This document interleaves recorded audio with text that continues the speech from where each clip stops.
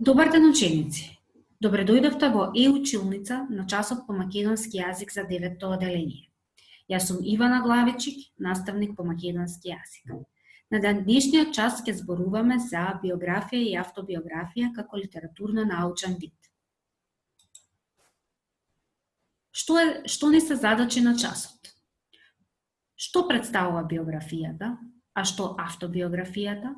Форма на пишување на биографијата и на автобиографијата, кои се елементите на биографијата и на автобиографијата и сличности и разлики меѓу овие две творби. Тука имаме дадено извадок од биографија на познатиот македонски собирач на народни творби и поет Константин Миладинов.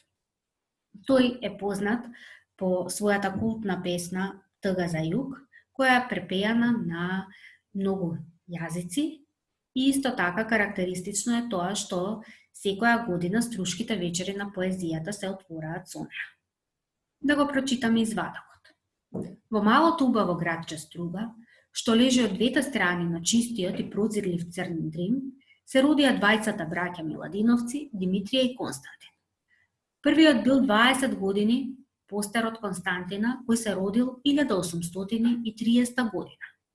И двајцата го совладале одлично грчкиот јазик, но со време постариот брат Димитрија увидел дека грците имале јасни стремежи за да го погрчат македонското население и решително станал во борба против таквите стремежи. Затоа и својот далеку помлад брат, кој дотогаш студирал во Грција, ќе го прати на студии во Москва.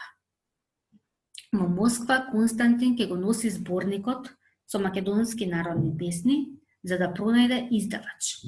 Тие песни браќата Миладиновци започнале да ги собираат во Македонија во времето кога цела Европа се интересирала за народното творештво. Таму во далечна Русија Константин копнел по родната земја, за родната Струга и Охридското езеро. Тој сакал да се врати во татковината, зашто тугината не му била толку прифатлива. Таму никој не се заинтересирал за издавањето на големиот зборник. Константинот често го обземала така. Во едно такво расположение ја напишал и својата најубава песна Тъга за југ, во која посакува: орелски крилја как да си метнех и в наши стрни да си прелетнех. Своите песни Константин Миладинов ги пишувал на струшки дијалект. Оставил мал број песни, но сите се исполнети со топлина. Во повеќето од нив се огледа духот на народната поезија. Да видиме кои се одлики на биографијата. По примерот видовме дека станува збор за литературен род епика. Биографијата е литературно-научен вид творба во која се обединети книжевно-историските и уметничките елементи. Во примерот за Константин Миладинов видовме дека има и историски податоци, меѓутоа авторот вметнал и уметнички елементи. Се пишува врз основа на веродостојни податоци за животот и работата на некоја истакната личност, па тоа може да е писател, научник, уметник, политичар, спортист. Се пишува во трето лице. Биографијата некогаш е поблиска до науката, а некогаш до литературата. Да видиме што ја прави блиска до науката биографијата, тоа е дека се темели врз архивски и писмени документи. Од друга страна, пак, уметничка биографија всушност е текст кој е обликуван на уметнички начин во форма на расказ или роман. Биографијата нема измислени настани, појави и ликови. Биографијата може да се напише и за човек од секојдневието. Тука имаме извадок од автобиографијата на Григор Прличев. Па да го прочитаме извадокот. Роден сум во Охрид на 18 јануари 1830 година. По малку време умре татко ми и ме остави 6-месечно младенче заедно со другите двајца браќа и една сестра, сите маловозрасни. Бев одвај 4 годишен кога дедо ми достави еден грчки буквар и ме научи на имињата на буквите. Од 10 учители што се изменија за време на моето школување во Охрид, ниеден не се покажа толку корисен за учениците, колку Миладинов. Тој со својата постапка имаше нешто привлечно. Речта му течеше од устата како мед. Свештен оган му гореше во очите. Во август 1859 година пристигна во Атина и се запишав како второгодишен студент по медицина, но се разбира пишував стихови. Председател на комисијата пред многобројната публика даде да ги оценува пристигнатите поеми, почнувајќи од најслабите, но кога рече најпосле имаме една поема, многу помала од другите и со наслов Сердарот.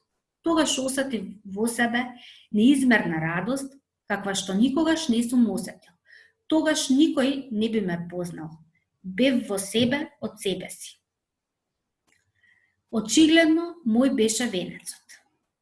Значи, сите добро ја познавате автобиографијата на Григор Прличев, бидејќи ја имате работено и како лектира, така што животот и делото на Григор Прличев ви се добро познати. Да видиме кои се одликите на автобиографијата. Повторно станува збор за литературен род епика. Таа е литературно-научен вид творба во која авторот го опишува својот живот и раскажува за сопствените доживувања, но дава и податоци за условите во кои живее и делува. Автобиографијата може да содржи одредени етапи од животот на авторот. Детство, младоста, зрелите години, значи како што е и во самата автобиографија на Григор Прличев. Некои делови може да се представени и како патопис. Значи, авторот ги опишува пределите и местата кои ги посетува во својата автобиографија. Некои етапи можат да бидат дадени во неколку реченици, други пак во десетици или стотици страници.